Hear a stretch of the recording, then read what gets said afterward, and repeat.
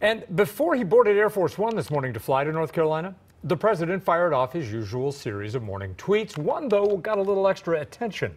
An attack directed at actor Alec Baldwin.